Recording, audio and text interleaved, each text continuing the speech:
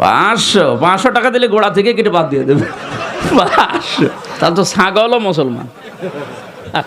আপনার মা বাবা আছে তো বুড়ো এতিম। এ মাল মানে আবুল মাল, এখন কামাল। ক্ষমতা পেলে বউ বাড়ে, এটার প্রমাণ আমাদের চাচা এরশাদ। এখন যদি বলেন মুমিন হতে পারি না, মানে আমার নামই তো। রেগে মেগে তরকারির ঝোল নিয়ে সাফিয়ার বা হাফসার গালের মধ্যে মেখে দিয়েছে। হাফসা যে বিশ্বনবীর কাছে বলি, ইয়া রাসূলুল্লাহ, করিব সে দেখ কে হুয়া, আমি আল্লাহকে কাছের থেকে দেখা তারপরে এরকম হয়েছে। নবীজি বলছেন, যখন দেখা যাবে সমাজের সবচেয়ে দরিদ্র শ্রেণীর মানুষ, স্যান্ডেল কেনার টাকা ছিল না, কাপড় পরার টাকা ছিল না, এই শ্রেণীর মানুষ রাখাল মানে গরু ছাগল চড়াতো, এই শ্রেণীর মানুষ উঁচু উঁচু অট্টালিকা নির্মাণের প্রতিযোগিতা কি করছো বান্দা? মুসলমান পরিচয় দিয়ে এক ওয়াক্ত নামাজ পড়ে না এ মুসলমান? হি ওয়াজ এ ভেরি গুড মিডিয়েটর, ভালো মধ্যস্থতাকারী ছিলেন। স্ত্রীদের মধ্যেও ঝগড়া লাগতো, বিশ্বনবীর স্ত্রীদের মধ্যেও খুনসুটি হতো, ঝগড়া মারামারি। বিশ্বনবীর একমাত্র ভার্জিন কুমারী স্ত্রী ছিল আয়েশা রাদিয়াল্লাহু তাআলা আনহা। ওনার বাড়িতে বিশ্বনবীর আরেক স্ত্রী, খুব সম্ভবত হাফসা বা সফিয়া, কোন বর্ণনা এসেছে পায়েস, কোথাও এসেছে ঝোলওয়ালা তরকারি হাদিয়া নিয়ে আসছে, যে এটা আপনারা দিলাম। মা আয়েশা তরকারি দেখে রেগে গেলেন, আমার ঘরে তরকারি দিছো কেন? আমি রাঁধতে পারি না? আমি নিজ হাতে রান্না করে বিশ্বনবীরে খাওয়াবো। রেগে মেগে তরকারির ঝোল নিয়ে সাফিয়ার বা হাফসার গালের মধ্যে মেখে দিয়েছে। হাফসা যে বিশ্বনবীর কাছে বলি, ইয়া রাসূলুল্লাহ, কুমারী বউ তো আদর করছেন বেশি, লাই দিয়া কই তুলছেন দেখেন। ও নবী, আমি পায়েস নিয়েছিলাম আর ঝোল করা তরকারি নিয়েছিলাম, ভেবেছিলাম আপনিও খাবেন, আয়েশাও খাবে। আয়েশা কয়, আমি কি রাঁধতে জানি না? নিয়ে আসলা কেন আমার ঘরে, দিলা কেন? আমি রাঁধতে জানি, নিয়ে যাও। শুধু আমার তরকারিটা প্রত্যাখ্যান করে নাই, তরকারির ঝোল আর পায়েস দিয়ে আমার গালের মধ্যে কসমেটিক্স বানায়া দিছে। এই যে গাল দেখেন, দলিল নিয়ে আসছি, দেখেন কি করছে। বিশ্বনবীর পদ্ধতি ছিল, বিচার কেউ দিলেই he never take any action, he never react anymore. কখনো উনি অ্যাকশনে যেতেন না, উনি দুই পক্ষের কথা শুনতেন। সুবহানাল্লাহ পড়েন। আর আমাদের বিচার করতে গেলে একজনের কথা শুনে আরেকজনরে বাস আছে না নাই? বললেন আয়েশারে ডাকো। আয়েশা, এমন করেছো? করেছি। কেন করেছো? বললে, ইয়া রাসূলুল্লাহ, মাথাটা গরম ছিল, নিজেকে সামলাতে পারিনি গো নবী, সামলাতে পারিনি, আমি ভুল করেছি, আমি স্বীকার করলাম, মাফ করে দেন। বিশ্বনবী বললেন, এবার ঠিক আছে, দুজনের কথা আমি শুনেছি, এবার আমার জাজমেন্ট হচ্ছে কিসাস, মানে যেমন করেছো তেমন, গুতা মারলে গুতা, ঘুষি মারলে ঘুষি, আঘাত করলে আঘাত, ঠিক কিনা? হাফসাকে তুমি যেমনি ঝোল মাখিয়ে দিয়েছো, হাফসা তুমিও বাটি থেকে ঝোল নিয়ে আয়েশার গালে পলিশ করে দাও। হাফসাও সুযোগ পাইয়া ঝোল নিয়ে মাইখা দিছে। এবার দুইজনের গালে কসমেটিক্স। বিশ্বনবী মুচকি হাসলেন, আরশের উপর থেকে খুশি হয়ে গেল কে? এটা হচ্ছে বিশ্বনবীর বিচার করার বুদ্ধিমত্তা। হি ওয়াজ এ ভেরি গুড মিডিয়েটর। ঝগড়া লাগলেই, বুখারীতে একটা চ্যাপ্টার আছে, চ্যাপ্টারের নাম হচ্ছে ইযহাবু বিনা নুসলিহ বাইনাহুম। চ্যাপ্টারের নাম আমাকে নিয়ে চলো, আমি মিলাইয়া দিব। চ্যাপ্টারের নাম কি? আমাকে নিয়ে যাও, আমি মিলাইয়া দিয়ে আসবো। কত জায়গায় যে বিশ্বনবী যে মিলাইয়া দিয়ে আসতেন। মক্কা থেকে তিনি যখন মদিনায় এসছেন, মদিনার দুইটা গোত্র ছিল, আউস আর খাজরাজ। এদের এই দুই গোত্রের মধ্যে 100 বছরের মারামারি, 120 বছরের যুদ্ধ, কেউ থামাতে পারে না। থামাতে পারবে কি করে? বাবা যখন মারা যায়, ছেলেরা বলতো, আমারে মারছিল, তোরাও মারবি। কেউ যখন ইন্তেকাল করে ওসিয়ত করে যেত, আমারে কোপাইছে, তোরাও কোপাবি, কোপায়া সাইজ করে ফেলবি। তো সবাই সবার রাগ আর ঝাল মেটানোর জন্য এরকম ছেলে মেয়েদেরকে ওসিয়ত করে যেত যে এই যুদ্ধ যেন বন্ধ না হয়, আমার প্রতিশোধ তুই নিবি বাবা। এরকম ডাকাত কিছু লোক আছে না নাই? দাউ দাউ করে আগুন শুধু জ্বালাতে চায়। 120 বছরের যুদ্ধ কেউ থামাতে পারে না। বিশ্বনবী মক্কা থেকে মদিনায় হিজরত করলেন। মদিনায় যে উভয় পক্ষের নিয়ে বসলেন, উভয় পক্ষের সব কথা শুনলেন। এরপরে কথা শোনার পরে মাত্র 7 দিনের ব্যবধানে বিশ্বনবী 120 বছরের যুদ্ধ মিটায়ে দিলেন। এতদিন পর্যন্ত নিয়ম ছিল, আউসের কেউ খাজরাজের কোনো মেয়ে বিয়ে করে না, খাজরাজের কোনো ছেলে আউস থেকে মেয়ে নেয় না। ওদের আনন্দ ওদের মতো, এদের আনন্দ এদের মতো। এই মিলিয়ে দেওয়ার পর থেকে আউস আর খাজরাজের মধ্যে বিয়ে করানোর ধুম পড়ে গেল। এরা কুরবানির গোশত নিয়ে আউসের এরা খাজরাজের বাড়িতে দিয়ে আসে, খাজরাজের আর আবার উট জবাই করলে বড় রান দিয়া সাউসের কাছে সুবহানাল্লাহ পড়েন। আমার এক কাহিনী মনে উঠছে, আমি এক পাইলটকে চিনি। তো আমি কথায় কথায় ওকে জিজ্ঞেস করছিলাম যে তুমি পাইলট, এত বড় শিক্ষিত, তুমি ডাবল টাকার চালাও, বড় বড় ফ্লাইট চালাও, দূর দূর যাও, তুমি এরকম হলে কি করে? আমাকে বলতেছে মৌলানা मैंने अल्लाह को करीब से देख के हुआ, আমি আল্লাহকে কাছের থেকে দেখা তারপরে এরকম হয়েছে। আমি বললাম যে তুমি আল্লাহকে কাছের থেকে দেখলাম মানে? আমি ফ্লাই করে যেতেছিলাম হেথ্রো এয়ারপোর্টে লন্ডনে। যখন আমি ইংল্যান্ডের সীমানায় ঢুকে গেছি, হেথ্রোতে আমি ল্যান্ডিং করব, সীমানায় যখন ঢুকে গেছি, তো আমি বটনে পুশ করে চেকিং করে, এর আগে চেক করে যে সবকিছু ওকে আছে কিনা। তো আমি বটন চেক করতে যাই, দেখি আমার চাক্কা নামবে না, কিন্তু আমার কাছে ফুয়েলও নেই যে আমি ফেরত যাব, কারণ আমি 9 ঘন্টা ফ্লাই করে আসছি, 18 ঘন্টার ফুয়েল আমার কাছে নাই। আমাকে হয়তো ক্রাশ করাইতে হবে, নাইলে নামতে হবে যে কোনো ভাবে। বলে আমি হেথ্রো টাওয়ারের সাথে যোগাযোগ করছি যে আমার এই অবস্থা, কি করবে করো, আমার কাছে ফুয়েল নেই, আমাকে হয়তো ক্রাশ হইতে হবে, নাহলে কোনো ব্যবস্থা হইতে হবে যে আমি ল্যান্ড করতে পারি। হেথ্রো এয়ারপোর্টের ভিতরে কিয়ামত হয়ে গেছে, কিয়ামত, যে এই জাহাজকে ল্যান্ড করাবে তো করাবে কি করে। তারপরও একটা সিস্টেম থাকে, ঠিক না? কিন্তু বলে ওই সময় যখন আমি ল্যান্ড করতেছি প্রসেসিং এর মাধ্যমে, তখন আমার হঠাৎ মনে উঠছে আমি না মুসলমান। তখন আমার মনে উঠছে আমার আল্লাহ না সব পারে। বলে আমি চিৎকার দিছি ককপিটের ভিতরে, আমার আল্লাহ সব পারে বলে বটনে চাপ দিছি, গড়গড়ায় আমার চাক্কা নেমে গেছে। আমি স্বাভাবিকভাবে ল্যান্ডিং করছি, এর আগের কিয়ামতের চেয়ে বড় কিয়ামত হয়ে গেছে। পুরা এয়ারপোর্ট ছুটে আসছে, তুমি আমাদেরকে এই ধোকা দিলে কেন? তোমার জন্য হেথ্রো এয়ারপোর্টের মতো হাজারো ফ্লাইটকে আমরা বাতিল করছি, ডাইনে বামে পাঠায়া দিছি যে অঘটন থেকে বাঁচার জন্য। তুমি তো স্বাভাবিকভাবে ল্যান্ডিং করলে। আমি বললাম যে চেক করো, তারপরে কথা বলো। তো ওরা যখন চেক করছে, চেক করার পরে দেখছে এই চাক্কা নামলো করে, তোর সব সিস্টেম তো ফেল, এটা কি করে নামলো? বলে আমি দ্বিতীয়বার দরজার ভিতরে দাঁড়ায় চিৎকার দিছি আমার রব সব পারে।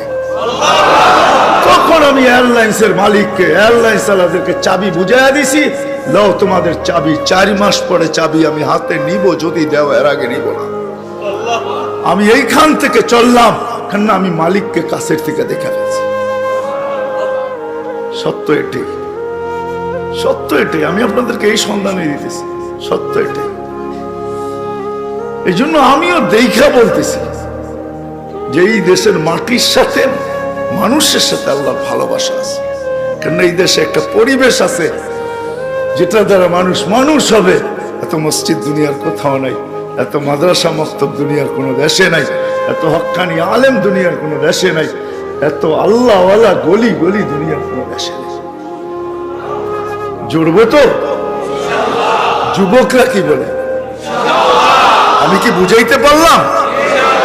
হ্যাঁ, মানুষ বানায় নিয়ে যাও ইনশাআল্লাহ। মনের স্বাদ আল্লাহ জান্নাতে মিটাবে। আমাদের মালিক শুধু মনের স্বাদ মিটাবে না, বরং আমরা যতটুকু স্বাদ রাখবো এর চেয়ে 10 গুণ বেশি স্বাদ আল্লাহ আমাদের মিটায় দেবে। আমাদের মালিক বড় মালিক, আমাদের আল্লাহ বড় আল্লাহ। হ্যাঁ, আমাদের মালিক বহুত বড়, যেটার বর্ণনা দিয়ে শেষ করা যাবে না। কত বড় আমাদের মালিক, সব রাখা আছে। যুবক, একটু সহ্য করো। হ্যাঁ, দুর্গন্ধময় জায়গা দিয়া যাইতে কারো কাছে রুমাল না থাকলে যেরকম নাক চাইপা ধরে আর দ্রুত পার হয়, ঠিক এই ছোট জীবনটাকে এইভাবে পার করো। 4 জিনিসের সাথে সংযুক্ত করা, ইনশাআল্লাহ তুমি ওই যুবক হইয়া ফিরবে। ওই যুবক আমি আজকে এক জায়গায় বলতেছিলাম যে ওই আমার মনে হয়, আমি বলি, যদি ওলামা আমার উপরে আঙ্গুল না উঠায়, তুমি ওই যুবক হয়ে ফিরবে, আল্লাহ আল্লাহর রহমতের আঁচলের নিচে তোমাকে রাখবে। যেরকম মা সন্তানকে আঁচলের নিচে রাখে, আল্লাহ তার রহমতের আঁচলের নিচে তোমাকে রাখবে। ওই যুবক হয়ে ফিরবে। করবো তো পাক্কা? সবাই কি করব? মসজিদে সময় দিব,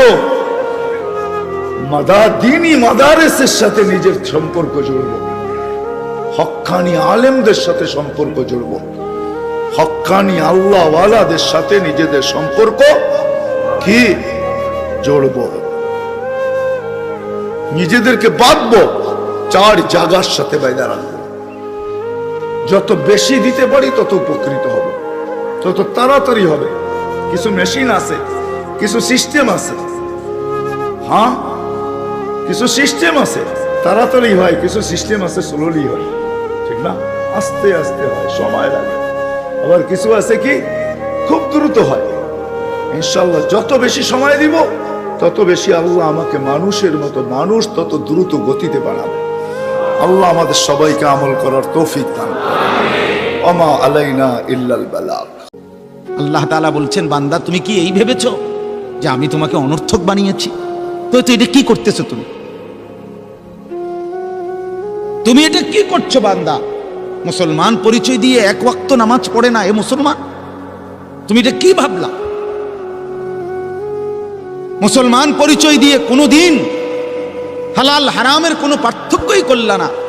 40 বছর 30 বছর যা পাইলা তাই কামাই করলা, হালাল হারাম জায়েজ না জায়েজ, সুদ কিস্তি সব কিছু যা পাইলা সব কামাই করলে। এটা মুসলমান? কি ভাবলা বান্দা? বলো নওজোয়ান, তোমরা অনেক ছেলে আছো, সারা দিনে যাদের, সারা দিনে একবারও একটা সেজদা যাদের কপালে নাই, একটা সেজদা, 1 ওয়াক্ত নামাজ ফজর থেকে এশা, 1 ওয়াক্ত নামাজও যে পড়লা না আজকের সারা দিনে, নাফরমান তুই মানুষের বাচ্চা হলি কেমন? তুই কোন মার ঘরে জন্ম নিছত? তোর মতো জানোয়ার কেমনে মুসলমান পরিচয় দিলি?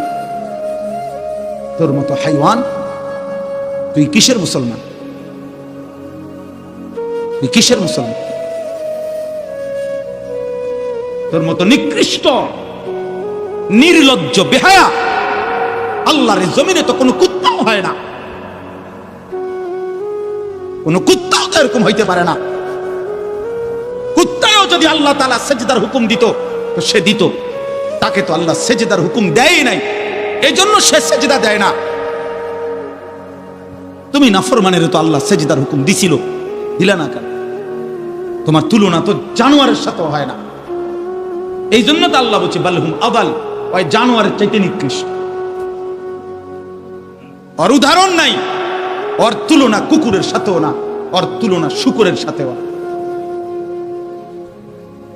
আল্লাহর কোন সৃষ্টির অন্তর্ভুক্ত না। বলো মিয়া, এত বিবেকহীন কেমনে হইলাম? আফা হাসিবতুম আন্নামা খালাকনাকুম আবাথান, কি ভেবেছো বান্দা আমি তোমাকে অনর্থক বানিয়েছি? তোমাকে আমি একদিন, আমি আল্লাহ 1 সেকেন্ডে চাইলে পারি, কুন ফায়াকুন, আমি হও বললেই হয়ে যায়। সেই আমি 9 মাস কেন লাগাইলাম? 9 মাস লাগাইলাম কেন? আরে বলো কি বান্দা? নিজ হাতে খালাকতুহু বিয়াদিয়া, আল্লাহ বলেন আমি আমার নিজ কুদরতি হাতে আমার বান্দাকে আমি বানাইছি, আমি বানাইছি বড় যত্ন করে। 1 ফোঁটা নাপাক পানির মধ্যে এত চমৎকার ডিজাইন পৃথিবীর কেউ কল্পনাও করতে পারে না। ইন্না খালাকনাল ইনসানা মিন নুতফাতিন আমশাজ, বীর্যের 1 ফোঁটা থেকে আমি আল্লাহ তাআলা মানুষকে বানিয়েছি। এত সুন্দর চমৎকার নাক কান ডিজাইন। কোন পানির 1 ফোঁটার উপরে, 1 ফোঁটা পানির মধ্যে কেউ কোনো ডিজাইন করুক, কি দিয়ে করবে? পানির উপরে ডিজাইন করে কেমনে? আবার রব্বুল আলামিন বলে সেই পানির নাপাক ফোঁটা দুর্গন্ধযুক্ত আমি তার মধ্যে এমন সুন্দর একটা ডিজাইন করেছি।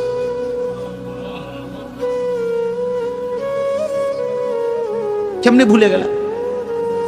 মা গাররাকা বিরাব্বিকাল কারীম, আমার মতো মেহেরবান দয়ালু মাওলা 24 ঘন্টা যে তোমাকে অজস্র অগণিত নিয়ামত দিচ্ছি, এই আসমান জমিন, এই চাঁদ সূরজ আলো বাতাস, এক সেকেন্ড বান্দা এই বাতাস বন্ধ করে দিলে তুমি নিশ্চিহ্ন হয়ে যাবা। তুমি এই পৃথিবীতে নিঃশ্বাস ত্যাগ করে মৃত্যুবরণ করবা। একটা নিঃশ্বাসের জন্য তুমি এতটা মুখাপেক্ষী আমি আল্লাহর কাছে, সেই আমাকে একটা সিজদা দিবা না? সেই আমাকে একবারও ডাকবা না? আফসোসের ব্যাপার প্রিয় ভাই, আসলে আমি নিয়ম মাফিক বয়ান করতে পারি না। আমার ভাই, আমাদের অনেক আদরের ইউসুফ বিন ইকবাল, সে চমৎকার বলতে পারে। কোনো একটা বিষয় নিলে আলহামদুলিল্লাহ সে চমৎকার এটার ভাঙ্গা ভাঙ্গা বুঝাইতে পারে। ওই বিষয়ের যত কিছু আছে সব সে বলতে পারে, যার কারণে আমরা নিজেরাও তার বয়ান শুনি। আলহামদুলিল্লাহ, বাস্তবিক অর্থেই মহব্বত করি তাকে, দিল থেকে মহব্বত করি। কিন্তু আমি এগুলো কইতারি, আগে যাও চেষ্টা করতাম, এখন আর পারি না। এত ছেলে দেখলে আমার মাথা গরম হয়ে হাজিব ব্যাপার। হায় হায়, এই ছেলেগুলো যদি সবগুলো এশার নামাজ পড়তো কেমন সুন্দর হতো। তোমরা যদি মাগরিবের নামাজ পড়তা কেমন সুন্দর হইতো। বেঈমান কি পরিমাণ ভয়ে কাঁপতো যে হায় মুসলমানের যুবক মসজিদে ঢুকে গেছে, মুসলমানের বিজয়ের পতাকা উড়ে গেছে, উড়ে গেছে। আমার কাছে এই মৌলানা ইউসুফ আমার একটা বই দিছে, 4টা বই দিছে সুন্দর, হজ্জের আগে। আমি হজ্জের সফরে তার বইগুলোই পড়ছি, এখনো আছে গাড়ি। এর মধ্যে একটা বই দিছে আযমু শাবাবিন ফিল ইসলাম। ওই বইতে স্পষ্ট আছে যে রাসূলুল্লাহ সাল্লাল্লাহু আলাইহি সাল্লামের নবুয়তের 23 বছরে, খোদার কসম বন্ধু, নবীজির 23 বছরের নবুয়তের জীবনে সবচেয়ে বেশি সহযোগী ছিল নবীজির যারা, অহুম শাবাব, ওরা যুবক, অহুম শাবাব আল্লাযীনা নাসারুর রাসূল সাল্লাল্লাহু আলাইহি ওয়াসাল্লাম, অহুম শাবাব। হযরত আনাস ইবনে মালিক রাদিয়াল্লাহু তাআলা আনহু 10 বছরের নবীর খাদেম সাহাবী, উনি বলছে কুন্না নাগজু মা রাসূলিল্লাহ সাল্লাল্লাহু আলাইহি ওয়াসাল্লাম ওয়া হুয়া নাহনু শাবাব। আমরা রাসূলের সাথে যুদ্ধ করতাম আর আমরা ছিলাম সব যুবক। নবীজির সাথে যুদ্ধের ময়দানে আমরা যেতাম আর আমরা ছিলাম ওয়া নাহনু শাবাব, সবাই ছিলাম যুবক, সবাই ছিলাম নওজোয়ান। এজন্য দোস্ত, এটাই মূল কথা। তোমরা একটা প্রজন্ম, তোমরা একটা জেনারেশন। এই মুহূর্তে যার বয়স 12, 14, 16, 18, 20, 25, 30 এরকম, তো তোমরা এই সময়ের প্রজন্ম, এই জেনারেশন, এই জেনারেশন। এই জেনারেশন বর্তমান আধুনিক গবেষকরা এদেরকে, এখন যাদের বয়স 12, 13 উপরে, তাদেরকে জেন জি বলে। এই জেনারেশনকে বলে জেনারেশন জেড। আর 12, 13 নিচে যাদের বয়স, এরা আলফা জেনারেশন। তো এটাও গবেষকরা, আধুনিক শিক্ষিতরা এটা ভাগ করছে। তো মূলত তোমরা একটা প্রজন্ম, তোমরা একটা জেনারেশন। এই কাছাকাছি তোমরা সব 2 বছর 4 বছরের ব্যবধান, 3 বছর 5 বছরের ব্যবধান। এই তোমরা যারা কিশোর যুবক, তোমরা একটা জেনারেশন, একটা প্রজন্ম। আর একটি প্রজন্ম মানে একটা জেনারেশন 2 রকম হয় আরবিতে। একটা হলো খালফুন আর একটা হলো খালাফুন। একই শব্দ, শুধু উচ্চারণের মধ্যে একটু ভিন্নতা। মাঝখানে একটা লাম আছে, এই লামটার মধ্যে যদি সাকিন হয় তাইলে হলো খালফুন, আর যদি লামের মধ্যে জবর হয় তাহলে হলো খালাফুন। আরবি শব্দ এই খালফুন, মজিদ লামের মধ্যে যদি জবর সাকিন হয় জজম হয়, তাইলে হয় মন্দ প্রজন্ম, নিকৃষ্ট জেনারেশন, মন্দ প্রজন্ম। আর যদি হয় খালাফুন, লামের মধ্যে জবর, ইয়াহমিলু হাদাল ইলমা মিন কুল্লি খালাফিন উদুলুহু, এই খালাফ লামের মধ্যে জবর, তাইলে হয় উত্তম প্রজন্ম। তো কোরআন এবং সুন্নাহর মধ্যে আল্লাহ তাআলা এবং নবীজি সাল্লাল্লাহু আলাইহি সাল্লাম একটি প্রজন্মের, একটি জেনারেশনের উত্তম কারা এটাও বলছে। কোরআনুল কারীমের মধ্যে আল্লাহ তাআলা নিকৃষ্ট প্রজন্ম কারা, মন্দ উত্তরসূরি, নিকৃষ্ট জেনারেশন কারা, এটাও আল্লাহ তাআলা বলছে। তো আমি সূরা মরিয়ম 17 নম্বর পারা 19 নম্বর সূরা, সূরা মরিয়ম, এই সূরার 59 এবং 60 এই দুইটা আয়াত পড়ছি। এই দুই আয়াতের মধ্যে আল্লাহ তাআলা 59 নম্বর আয়াতের মধ্যে খালফুন কারা, মানে মন্দ প্রজন্ম, নিকৃষ্ট জেনারেশন কারা, একটি সমাজের মধ্যে ওই সমাজের নিকৃষ্ট জেনারেশন, মন্দ জেনারেশন, মন্দ উত্তরসূরি, মন্দ সন্তান কারা, আল্লাহ তাআলা এখানে বলছে ফাখালাফা মিন বাদিহিম খালফুন। এই যে খালফুন, ওই লামের মধ্যে কি সাকিন, এই আয়াত আল্লাহ তাআলা বলেন অতঃপর আসলো মন্দ প্রজন্ম, নিকৃষ্ট জেনারেশন, মন্দ উত্তরসূরি কারা, তুমি আন্দাজ করো, তুমি তোমার সাথে মিলাও। আল্লাহ তাআলা বলছে দুইটি বিষয় যার মধ্যে আছে সে হলো মন্দ জেনারেশন, নিকৃষ্ট, এই সমাজের সবচেয়ে নিকৃষ্ট মানুষ সে। 1 নাম্বার আদাউস সালাহ, প্রতিনিয়ত যারা তাদের নামাজ নষ্ট করে দেয়,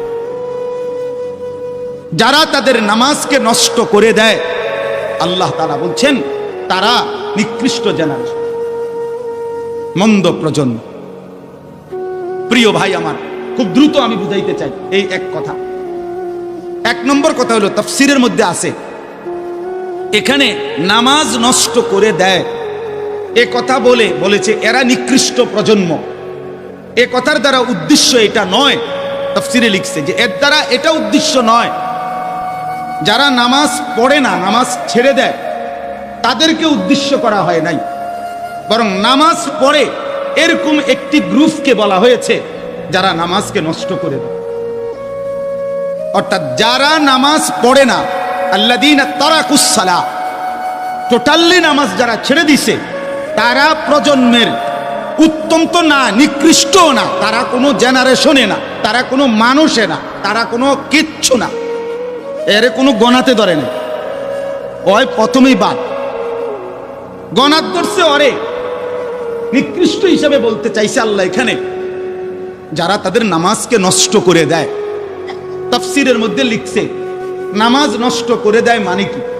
1 নাম্বার, যে ব্যক্তি নামাজকে যথাসময়ে আদায় করে না, ইউআখিরুনাস সালাহ, তাখির করে, নামাজ সবসময় দেরিতে পড়ে, নামাজ সবসময় কখন পড়ে? দেরিতে পড়ে। আল্লাহ তাআলা বলছেন ওরা ওই সমাজের নিকৃষ্ট মানুষ। ফাওয়াইলুল লিল মুসাল্লিন আল্লাযীনা হুম আন সালাতিহিম সাহুন। আল্লাহ তাআলা বলেন ওই নামাজীদের জন্য জাহান্নাম। ওয়াইল, জাহান্নামের একটি গুহা, জাহান্নামের একটা অংশ, জাহান্নামের ভীষণ আযাব। আল্লাহ তাআলা বলছে তারা আল্লাযীনা হুম আন সালাতিহিম সাহুন, যারা তাদের নামাজের মধ্যে সাহুন, অলস, নামাজকে সবসময় দেরি করে, নামাজকে সবসময় দেরি করে। জোহরের আজান হইছে 1টা বাজে, এবারটা জোহরের নামাজ পড়তে গেছে 4:15 বাজে, এখন 4:30 বাজে, ওটা নামাজ পড়ছে লুঙ্গিটারে বইটা গামছা একটা কান্দে দিয়া রুকুছে দিয়ে 3-4টা মেরে দিল আর কি, এটা নামাজ পড়লে আর কিছু করতাম হুজুর, সময় কুলাইতারি না, কিটছেন আপনি ঘাস কাটছে, এতক্ষণ গরু গোসল করাইছে, গরু গোসল করাইছে, গরু গোসল করানোটা খুব দামি দরকারি বিষয়। তো নামাজকে এরকম প্রতিনিয়ত যে বিলম্ব করে আল্লাহ তাআলার কোরআনের ভাষায় তারা নিকৃষ্ট মানুষ, নিকৃষ্ট মানুষ, আদাউস সালার অন্তর্ভুক্ত। আদাউস সালার অন্তর্ভুক্ত, নামাজকে বিলম্ব করে। আচ্ছা, হাদিসের মধ্যে আছে, কোরআনেও আছে, যে ব্যক্তি নামাজে অবহেলা করে, আল্লাহর কসম, আল্লাহও বলছে, নবীজিও বলছে, সে মুনাফিক। ইন্নাল মুনাফিকিনা ইউখাদিউনা আল্লাহ ওয়া হুয়া খাদিউহুম ওয়া ইযা কামু ইলাস সালাতি কামু কুসালা। কোরআন শরীফে আল্লাহ মুনাফিকের 1 নম্বর পরিচয় বলছে, মুনাফিক সে যে নামাজ পড়ে অলসভাবে। নামাজ পড়ে কিভাবে? তাহলে নামাজ যে পড়ে না তার ব্যাপারে বলে না, কথা বলেন না কেন? তারে মুনাফিকও বলে নাই। তুই কোনো মানুষে না বেটা, তুই কোনো কাতারে নাই, তোর কোনো আলোচনাই নাই। আলোচনা ওই ব্যক্তিরে যে নামাজ পড়ে অলসভাবে, খামখেয়ালি করে। দাঁড়াইবার কথা 2 পায়ে, দাঁড়াইছে 1 পায়ে, এমনি বে, বুঝেন না? অলস নামাজের। রাসূলুল্লাহ সাল্লাল্লাহু আলাইহি সাল্লাম বলছেন, তিলকা সালাতুল মুনাফিক, ওই নামাজ মুনাফিকের নামাজ। ইয়ারকুবু হাত্তা তাগরুবা শামস, আসরের নামাজ না পড়ে যে অপেক্ষা করতেছে, অন্য কাজে ব্যস্ত আছে, এরই মধ্যে সূর্য ডুবে যাচ্ছে। সূর্য ডুবার কাছাকাছি, হাত্তা কানাত বাইনা কারনাই শয়তান, সূর্য ডুবার সময়ে শয়তান তার 2 শিং সূর্যের পাশে বাড়াইয়া দেয়। আল্লাহ নবী সাল্লাল্লাহু আলাইহি সাল্লাম বলেন, কামা ফানাক্কারা আরবাআন, সূর্য ডুবে যায়। এই সময় ওই আসরের নামাজের জন্য দাঁড়াইয়া 4 রাকাতে যেন 4টা ঠুক্কর মারছে। লা ইয়াযকুরুল্লাহ ইল্লা কালিলা, ঠিকমতো তাসবিহগুলো নামাজের আদায় করে নাই। রাসূল বলছে 3 বার, ওইটা মুনাফিকের নামাজ, মুনাফিকের নামাজ, মুনাফিকের নামাজ, মুনাফিকের নামাজ। তাইলে কি বোঝা গেল দোস্ত? নামাজের মধ্যে যে অবহেলা করে, অলসতা করে, পিছায় ফেলে, পরে ঠিক, কিন্তু বেড়াত লাগাইয়া, মানে একবার শেষ মাথাত নিয়া, সে নিকৃষ্ট জেনারেশন। 2 নম্বর তাফসীর হলো, নামাজের মধ্যে 4টা জিনিস আছে, কিছু ফরজ, কিছু ওয়াজিব, কিছু সুন্নাত, কিছু মুস্তাহাব। এই নামাজের ফরায়েজ ওয়াজিবাত, এগুলো যে নামাজের আরকান আহকাম যেগুলো, এগুলো যে ঠিক মতো আদায় করে না, নামাজের রুকু, নামাজের সেজদা, নামাজের ওয়াজিবাতগুলো, নামাজের ফরজগুলো ঠিক মতো আদায় করে না, তাফসীরের মধ্যে লিখছে সে তার নামাজকে নষ্ট করে। তাইলে রুকু দিয়া যারা নামাজের জন্য সোজা হইয়া দাঁড়ান না, আপনি যেন আপনার নামাজ নষ্ট করে দিলেন। সেজদা একটা দিয়া, একটু মাতালগি দিয়া আরেকটা মারে সেজদা, এমন ভদ্রলোক নাই? ওই তার নামাজ নষ্ট করে দিচ্ছে। তাফসীরের মধ্যে লিখছে হযরত হুযায়ফা রাদিয়াল্লাহু তাআলা আনহু, তিনি একদিন এক লোককে, সাহাবী হুযায়ফা, যার নাম একটু আগে একবার বলছি, তিনি একজন লোককে দেখছে ওনার সামনে, সে নামাজ পড়ছে। নামাজ পড়ার পরে উনি তাকে ডাক দিয়া বলছে, এই যে এখন তুমি যেভাবে নামাজ পড়লা, এভাবে যে কত বছর ধরে নামাজ পড়ো? তাফসীরে মাআরিফুল কোরআনে এখন গিয়া দেখেন আছে লেখা। উনি জিজ্ঞেস করলেন, তুমি এভাবে আজকে কতদিন নামাজ পড়ো? সে বলছে, আজকে 40 বছর আমি এভাবেই নামাজ পড়ি। আল্লাহর কসম, হযরত হুযায়ফা সাহাবী বললেন যে, শোনো, তুমি শুনে নাও এ কথা নিশ্চিত, গত 40 বছর তুমি কোনো নামাজ আদায় করো নাই।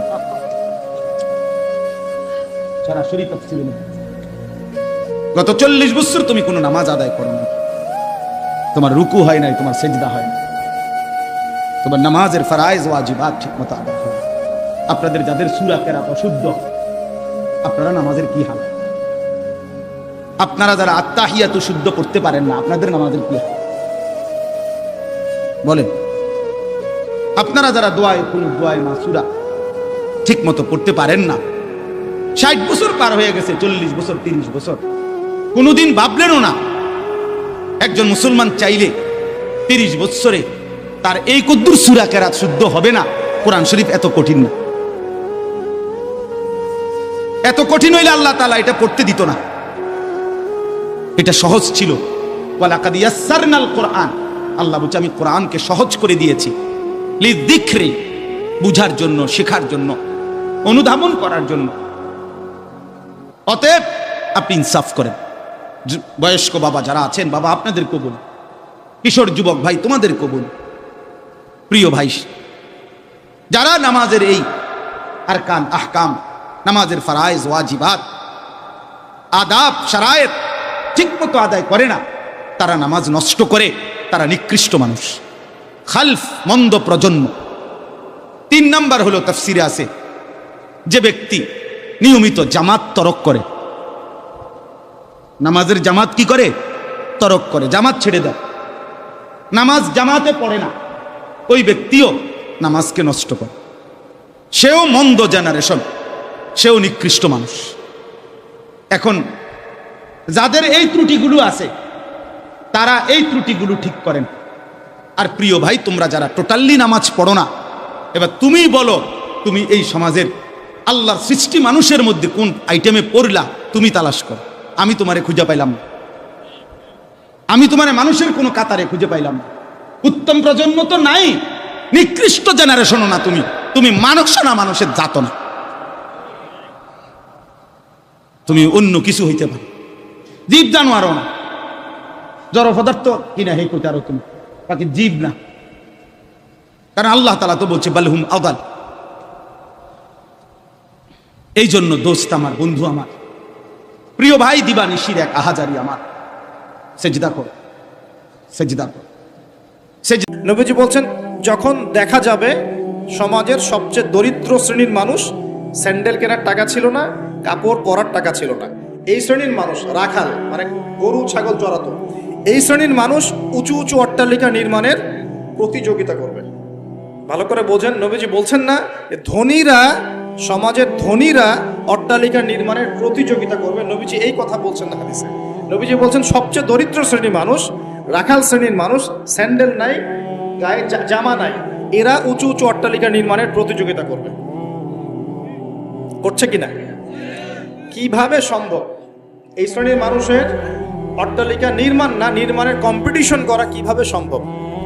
1, সুদের মধ্য দিয়ে, 2, করাপশন দুর্নীতির মধ্য দিয়ে, 3, অন্যের সম্পদ আত্মসাৎ করার মধ্য দিয়ে। এই সমস্যাগুলো চলছে কিনা সমাজে? এরাই যখন 10-20 তলা বিল্ডিং উঠাবে, তখন তো আর মানুষকে মানুষই মনে করবে না। বুঝতে পারছেন না?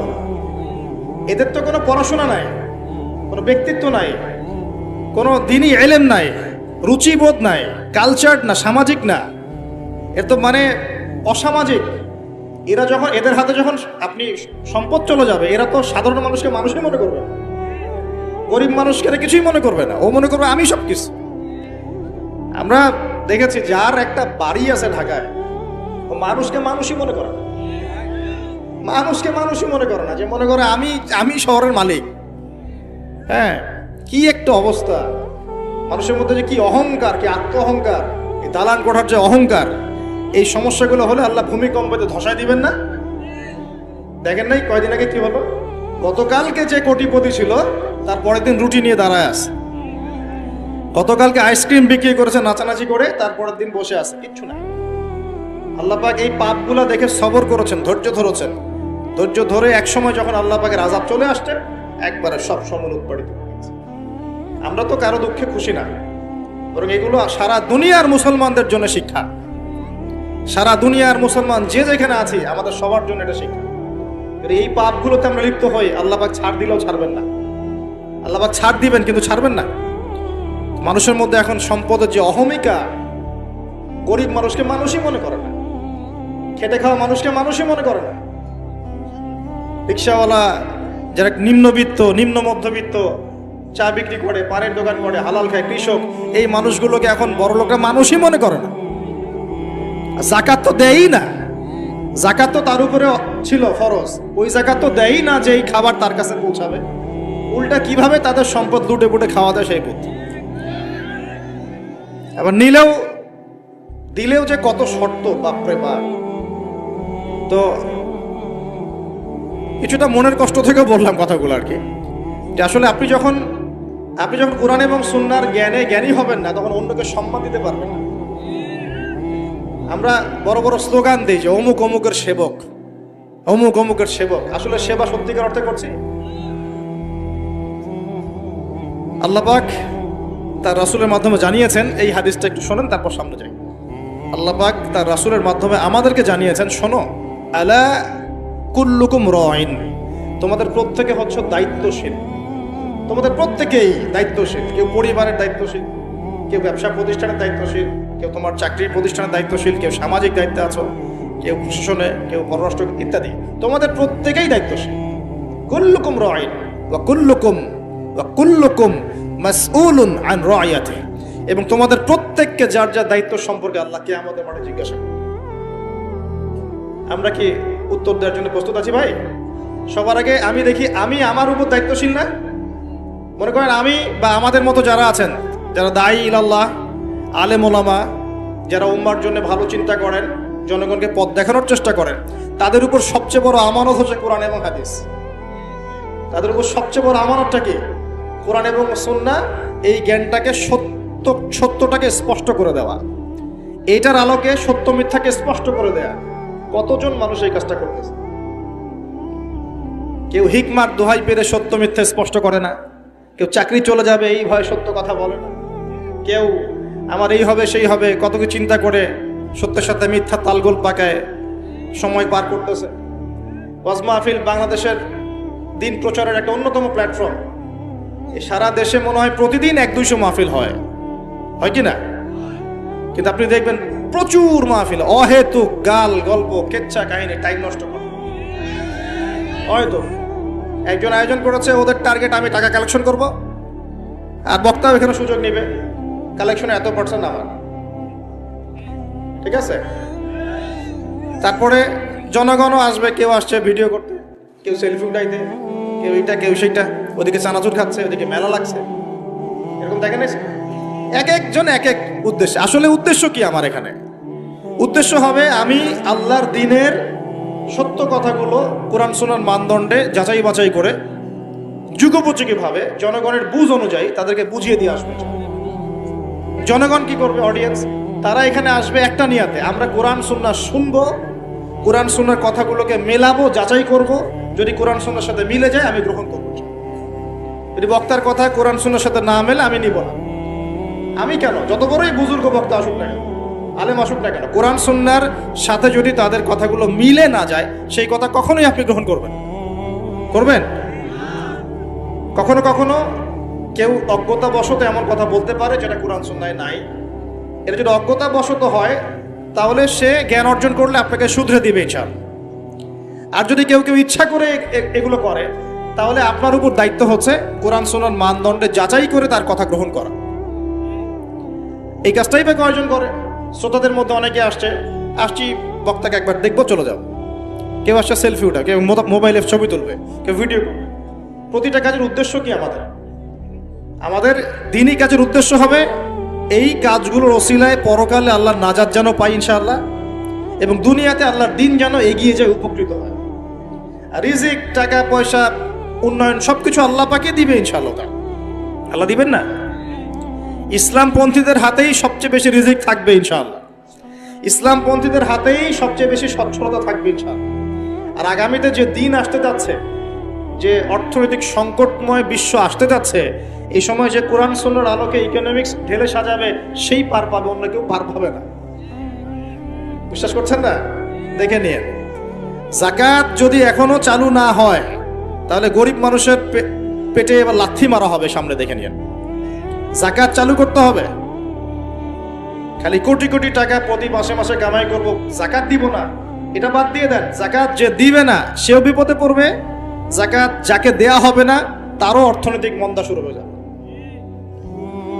যাকাত আল্লাহ পাক দিয়েছেন কোরআনের অর্থনীতি মানে যাকাত, কোরআনের অর্থনীতি মানে ব্যবসা, কোরআনের অর্থনীতি মানে সাদাকা, কোরআনের অর্থনীতি মানে কৃষিভিত্তিক অর্থনীতি। এই পুরো বিষয়গুলোর মধ্যে সারা বিশ্বের অর্থনীতি পড়ে যায়। কিন্তু এখন আমরা এগুলো সব না হলেও অনেকগুলো অংশ সরিয়ে দিয়ে সুদ চালু করে এটা দিয়ে খাচ্ছি আর কি। সুদের পরিণাম ধ্বংস হবেই হবে, আজ হোক আর কাল হোক সুদ ধ্বংস হবেই হবে। সারা দুনিয়া এখন দেখছে যে সুদ কিভাবে ধ্বংস হয়, সারা দুনিয়া এখন দেখছে সুদ কিভাবে ধ্বংস হবে। মনে রাখবেন, এর ফলে শুধু এক শ্রেণীর মানুষই লাভবান হবে। কোন শ্রেণী? যারা বুর্জোয়া শ্রেণী, যারা পুঁজিবাদী শ্রেণী, যারা ধনিক শ্রেণী, যাদের হাতে সম্পত্তি কুণ্ঠিগত থাকবে, এরা হয়তো পার পেয়ে যাবে এই দুনিয়াতে, কিন্তু মধ্যবিত্ত শ্রেণী আর নিম্ন মধ্যবিত্ত শ্রেণীর জীবনে এমন দুর্ভোগ নেমে আসবে সামনে, দেখে নিয়ে কি হবে। সুদের পরিণতি হচ্ছে ধ্বংস। সুদের পরিণতি মানেই ধ্বংস। সুদ যখন চালু হবে তখন আল্লাহ পাক কোরআনে বলছেন, ও যে ব্যক্তি সুদ খেলো সে যেন আমার এবং আমার নবীর সাথে যুদ্ধ করলো।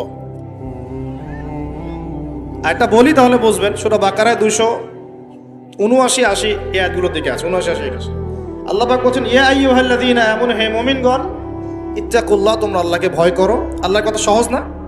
তোমরা আল্লাহকে ভয় করো। ওয়াযারু মা বাকিয়া মিনার রিবা, সুদ ছেড়ে দাও, সুদের অবশিষ্ট অংশ ছেড়ে দাও, মানে সুদ ছেড়ে দাও। ওয়া ইল্লাম তাফআলু, যদি তোমরা সুদ না ছাড়ো, ফাআযানু বিহারবিন মিনাল্লাহি ওয়া রাসূলিহি, তাহলে আল্লাহ এবং তার রাসূলের সাথে যুদ্ধের ঘোষণা শুনে নাও। কার কথা এটা? আমি বানিয়ে বললাম? আপনার কিতাব, এই কিতাব আপনার বাসায় নাই? আপনি কি এই কিতাবের জন্য জীবন দিতে চান না? যখন এই কিতাবকে কেউ অবমাননা করে, আপনার তো গা জ্বলে, হৃদয় রক্তক্ষরণ হয়।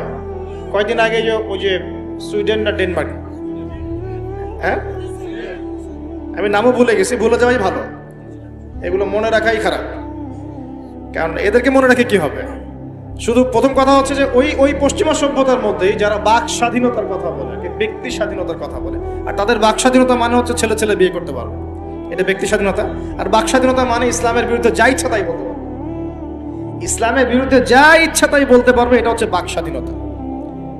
আর আল্লাহ পাকের বিধানের বাইরে যা ইচ্ছা তাই করতে পারবে, মদ খাবে, সুদ খাবে, ঘুষ খাবে, জেনা করবে, পর্নোগ্রাফিতে থাকবে, যা ইচ্ছা করবে, এর নাম হলো ব্যক্তি স্বাধীনতা। এটা ওরা বিশ্বাস করে। তো সেখানে কোরআনকে অবমাননা করেছে, কোরআন পুড়িয়ে দিয়েছে, আপনারা দেখেছেন তো, তখন আপনার খারাপ লাগে নাই? একটুও খারাপ লাগে নাই ভাই? কষ্ট হয় নাই? যদি সে আপনার ছেলে হতো আপনি কি করতেন বলেন? আপনার ছেলে যদি কোরআন পুড়িয়ে দিত কি করতেন?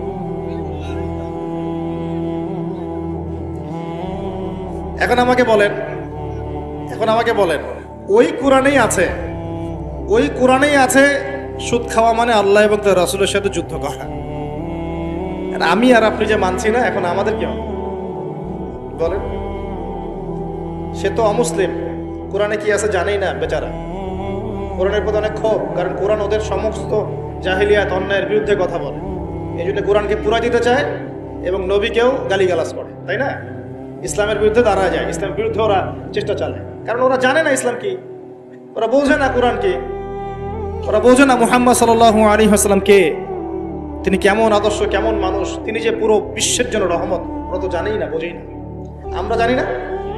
এখন আমরা যে জানি, কিন্তু আমরা যে কোরআন পড়তে জানি না।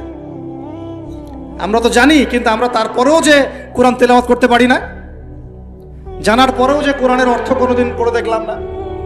আরে গত বছর তো অর্থ পড়তে বলেছিলাম যে অর্থগুলো একটু পড়ে দেখেন, বাপরে বাপ, যে ধোয়াটা ধুইলো আমাকে, আমি একদম পরিষ্কার হয়ে গেছি, এমন ধোয়া ধুয়ে গেছে। কোরআনের অর্থ পড়ার দরকার নাই। আমি কি বলেছিলাম যে কোরআন তেলাওয়াত করলে কোনো নেকি হবে না? কোরআন তেলাওয়াত করলে কোনো নেকি হবে না, এই কথা বলেছিলাম না? বলেছিলাম যে কোরআন তেলাওয়াত শুধু তেলাওয়াত করে গেলে আপনি ভিতরের হকটা আদায় করতে পারবেন না। কোনটা বলেছে? আর কোরআনে আপনি সূরা ফাতিহা পড়লেন, কিন্তু সূরা ফাতিহার অর্থ আপনি বুঝলেন না। আপনি কি সূরা ফাতিহার মধ্যে আল্লাহ যা বলেছেন তা কি বুঝতে পারলেন? এই যে আয়াত একটা তেলাওয়াত করলাম, আপনি পড়তে পারলেন, ইয়া আইয়ুহাল্লাযীনা আমানু তাকুল্লাহা ওয়া যারু মা বাকিয়া মিনার রিবা ইন কুনতুম মুমিনিন ওয়া ইল্লাম তাফআলু ফাআযানু বিহারবিন মিনাল্লাহি ওয়া রাসূলিহি। আপনি কি কিছু বুঝলেন? তেলাওয়াত তো করলেন, প্রত্যেক হরফে 10 নেকি হলো, আপনার আমলনামায় প্রত্যেক হরফে 10 নেকি হলো, ঠিক আছে, বুঝলাম, মানলাম, কিন্তু এই আয়াত যে আপনি বুঝতে পারলেন না।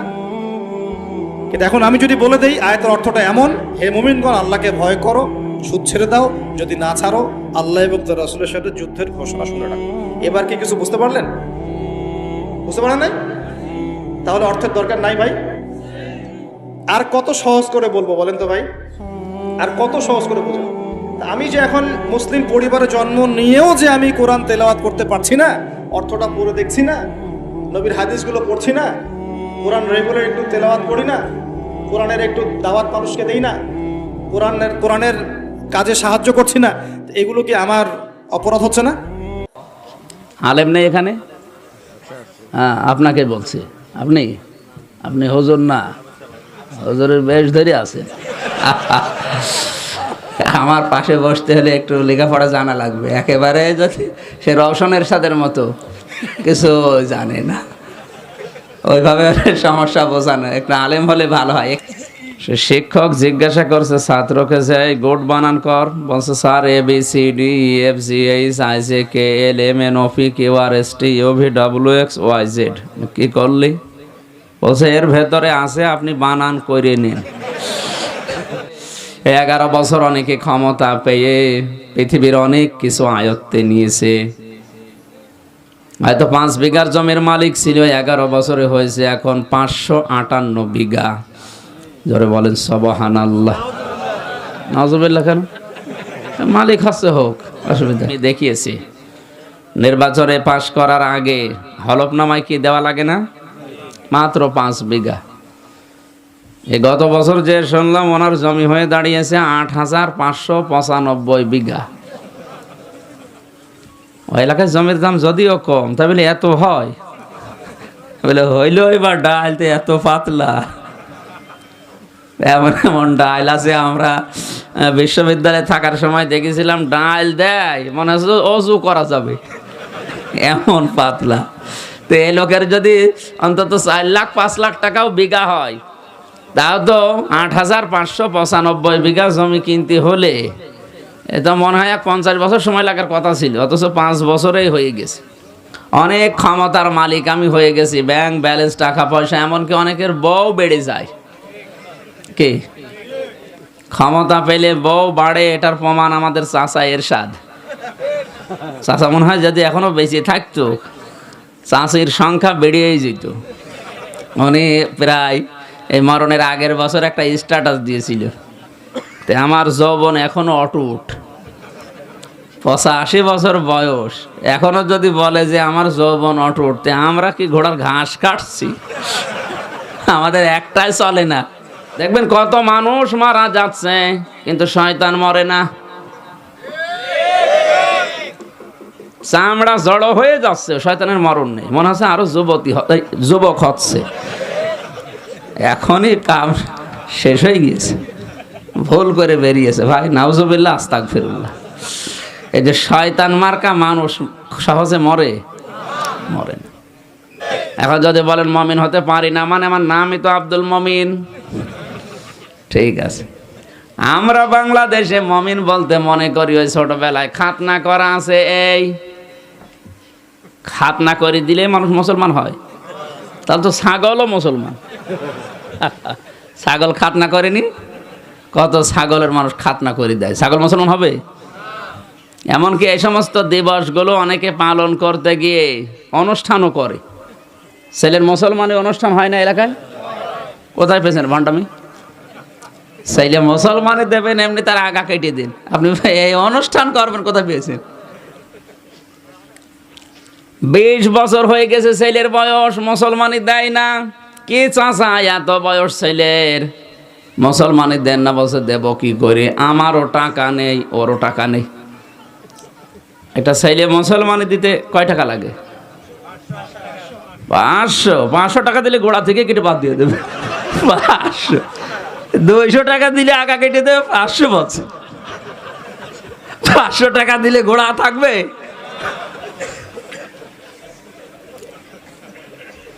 তার মানে এখন হাল খাতা করবে সারা জীবন, বিভিন্ন জায়গায় ওই যে খেয়েছে আর হাদিয়া দিয়েছে সেটা এখন তুলবে। শেষ পর্যন্ত এনজিও ব্যারাকের কাছ থেকে প্রায় 30,000 টাকা শোধ নিয়েছে। এলাকায় না শোধ নেই নাকি? প্রায় সারাদিন মাইকিং করছে, 20 বছরের তাগড়া ছেলে মুসলমানি। টাকা পয়সাও তো কম ওঠে না, প্রায় 50,000 টাকা মতো কালেকশন। সকালবেলা চার দোকানে বসে গপে হাসতেছে। কি চাষা এত খুশি? বাবাজি জানতাম না যে ব্যবসায় এত লাভ, মনে হচ্ছে মুসলমানি আমি আর একবার দেই। কি লাভ পেয়েছে, এর নাম মুসলমানি। এনাকে দাওয়াত দিয়েছেন, ইনি এতিম না? আপনার মা বাবা আছে? তো বুড়ো এতিম। সুতরাং ইনি খাওয়া যায় যাস, ইনি বুড়ো এতিম না? আপনার মা বাপ নেই। এখন যদি বলি দাদা আমার বাবা মারা গেছে, এই যে 1000 টাকা দিলাম সাদকার টাকা, আপনি নেন, নেবে? বলে আমি সাদকা খাবো। দেলাওয়ার ভাই কেউ যদি বলি আমার বাবা মারা গেছে, 2000 টাকা দিলাম সাদকার টাকা, নেবে? নেবে না। কেন? কারণ উনি সাদকা খাওয়ার উপযুক্ত না, আরো নিজের মান সম্মানে বাঁধবে, বলবে কি আমি সাদকা খাবো, আর আমারে মারতে যাবে। অথচ এই 3000 টাকা দিয়ে যদি আমি বাজার করে 2 জনকে দাওয়াত দেই, কি খাবে না? খাবে, মানে পায়জামা ঢিল করে খাবে। জিনিস তো একই, আগেরটা টাকা, পরেরটা খাবার। দিনের কাজ আপনি রাতে করে ফেলেন, তাও আপনার কষ্ট লাগে না। আমি ওইদিকে যাচ্ছি না, আপনি এই সব সময় ওইদিকে নিয়ে যান। আমি একটা ভালো জিনিস বলছি যে অনেকে দিনের কাজ রাতে করে ফেলে, এমনকি যেদিন করবে ওই দিনের আগের দিনও করে ফেলে। তো এটা তো আপনি জানছেন যে অন্যায়, অন্যায় জানার পরও আপনার কষ্ট লাগে না, আরো বলেন না ঠিক আছে। তাহলে আপনি নামাজ পড়ছেন, রোজা রাখছেন, দাঁড়িয়ে রেখেছেন, আপনার কি নেই? ঈমান নেই। আপনার কাছ থেকে আল্লাহ কিনবে না। আল্লাহ কিনতে চায় কাদের কাছে? আর মুমিন কারা? যাদের ভালো কাজ ভালো লাগে, অন্যায় কাজ কষ্ট লাগে। আর আল্লাহ কিনতে চান এই মাল। কোন মাল? এ মাল মানে আবুল মাল, এখন কামাল। মোস্তফা কামাল না, আগের আবুল মাল না। এ মাল আবার 9 প্রকার। কয় প্রকার? আমার তো সময় মনে হয় ঘড়ি নষ্ট হয়ে গেল, এত তাড়াতাড়ি যাচ্ছে কি করি? চাবি মেরে দেবো নাকি? স্বামী যখনই বাইরে থেকে এসে আপনার দিকে তাকাবে, এমন একটা ঢং করবেন, এমন একটা কাজ কারবার দেখাবেন, হাব ভাব দেবেন, এমন কিছু দেখাবেন যেন স্বামী আপনাকে দেখে খুশি হয়। এরকম বউ আছে কার? হাত তোলেন তো। আপনার শুধু একজন? ঠিক আছে, তাও তো একজন পাওয়া গেল, আলহামদুলিল্লাহ। 2 জন। যারা হাত তুলছে সবই মানে সে বয়স্ক ভাতা ওয়াজিব হয়ে গেছে। ও মুরব্বী মানুষ, ওরে দেখি হাসলে কি আর না হাসলে। 70-80 বছর বয়সে ও বউ হাসলে কোনো লাভ আছে? হাসি দিলে লাভ হবে দেলাওয়ার ভাই? কথা বলছে না কেন? সে যেভাবেই হোক, যদি কাতো কত দেওয়া লাগে তাও দেবেন, কি কোনো অসুবিধা নেই। আপনার দাঁত দেখে যদি স্বামী হাসি দেয়, যেই কয়টা দাঁত আপনার দেখা যাবে, ওই কয়টা নফল হজের সওয়াব হবে। আল্লাহু আকবার বলছেন। বাড়ি আছে তো, বাড়ি যেয়ে দেখবেন দাঁত কেলিয়ে পড়ি আছে। কি গো, হুজুর বলল দাঁত দেখলেই সব, ও তো দাঁতই নেই। দাদির দাঁত আছে? আছে, যে কয়টা আছে বলবেন ওই কয়টা বের করে রাখো।